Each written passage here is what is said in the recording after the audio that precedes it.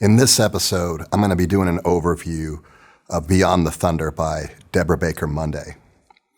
Deborah Baker Monday taught in Logan City, Utah for 25 years, and she's also a very accomplished bass player, so she knows her way around the string world. She's written over 100 works for string orchestra, and that number keeps going up. A lot of times with that kind of output, you start reaching the 100 mark with your arrangements and original works, and the quality isn't quite there, but that's not the case with her. Like, every time she comes out with a new arrangement, I buy it, we play it. I really like her stuff. Beyond the Thunder's relatively new. It came out in 2016, and already it's become pretty popular. I hear it at contests quite frequently, and I think it's because it's a fun piece, it's fast, it's got some rhythmic involvement, and students really like to play it. It's also engaging because it has the word thunder in the title, and thunder's a powerful word, and it refers to that natural phenomenon where lightning is moving through the atmosphere and it's expanding from the heat at a fast rate, so fast that it breaks the sound barrier, and we hear that cracking sound. Thunder can be anywhere from 165 to 185 decibels if it's going from cloud to cloud or from cloud to ground. But if it's going from ground to cloud, lightning can come up too. Then it can be as loud as 200 decibels, and that's because the thickness of the atmosphere is much greater as we get towards the earth. So that's thunder, but what is beyond thunder? The program notes just say that the music will paint a picture and will tell a story that can be interpreted differently for each group of students. Encourage this process by possibly using it as a writing assignment. So we have some cross-curricular stuff. What could be beyond the thunder? What is beyond the thunder? Well, beyond the natural phenomenon, maybe it's what happens later, chronologically, physically.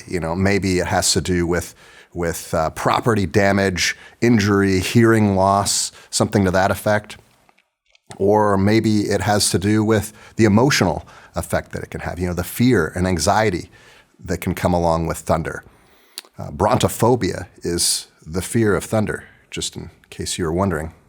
Or maybe it has a mythological context. It seems like just about every culture around the world has a god of thunder. And the ones I'm familiar with are Zeus, the Greek god of everything, but including thunder, and also Thor, the Nordic god of thunder. So it seems like each culture has its own idea of thunder and how that occurs mythologically, and maybe that's why we're encouraged to interpret this differently, to kind of find our own voice.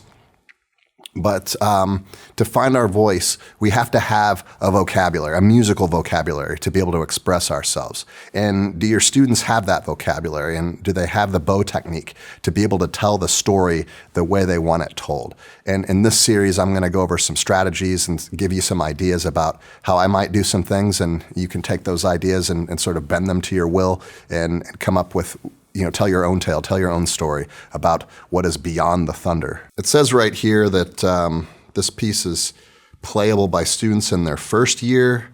Maybe first-year students don't quite have the vocabulary yet to really tell the story, and you should wait until, I don't know, it just depends on how advanced your first-year students are.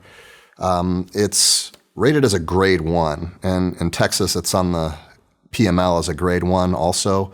I would actually grade this as a grade 2, and if it were published by Chose, it would probably even be a grade 3. It just a marketing thing. Do you want to market it more towards younger orchestras or towards more advanced orchestras? Not all grading is the same. It's kind of like buying women's clothing. Depending upon where you're shopping, your sizes might be completely different. Not that I know too much about shopping for women's clothing.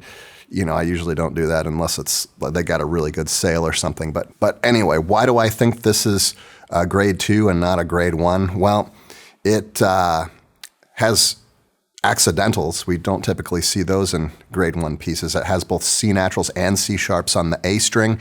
It has quite a bit of material on the E string for first violins, has quite a bit of material on the G string. And first year students, we've got like maybe 1 or 2 pages in the beginning book on G string stuff. It also has dotted notes, and I don't know too many method books that go over dotted notes in the first year. There's lots of fourth finger stuff. There's lots of syncopation with the rhythms. There are bow lifts. There are long notes. There are really long notes. There are 2 tempo changes. And there's even an obligatory pizzicato section that we have. But it's not just that it's got pizzicato and, that's hard, but it's that there's a tempo change along with the pizzicato. As if the syncopation doesn't encourage us to rush enough, now we've got a pizzicato section and ritardando occurring at the same time.